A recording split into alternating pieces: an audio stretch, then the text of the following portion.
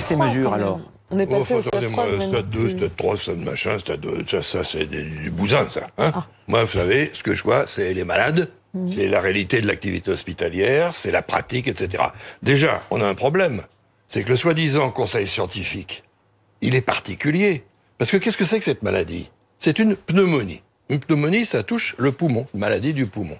Donc ça va concerner le médecin généraliste, l'urgentiste éventuellement, le pneumologue, le radiologue, parce qu'on a pu montrer dans certains cas que le scanner était beaucoup plus précis pour en faire le diagnostic, même que les tests imagins, et ça va causer le réanimateur.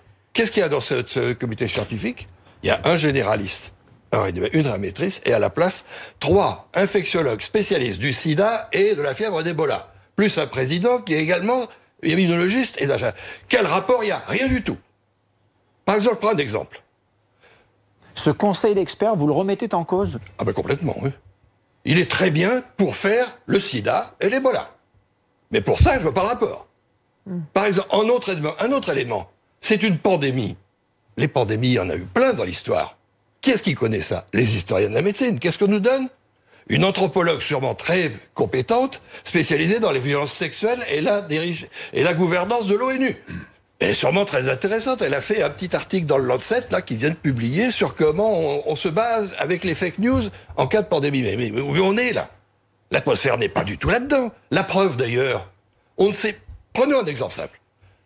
Vous avez des malades, ou bien ils n'ont une défaillance que d'un organe, c'est-à-dire le poumon. Ou bien ils ont plusieurs organes.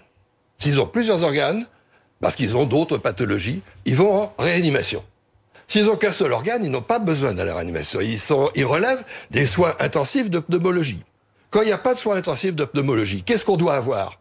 Des ventilateurs. Eh bien, on n'a même pas fait actuellement le compte des ventilateurs disponibles pour une maladie qui, a priori, ne touche que le poumon.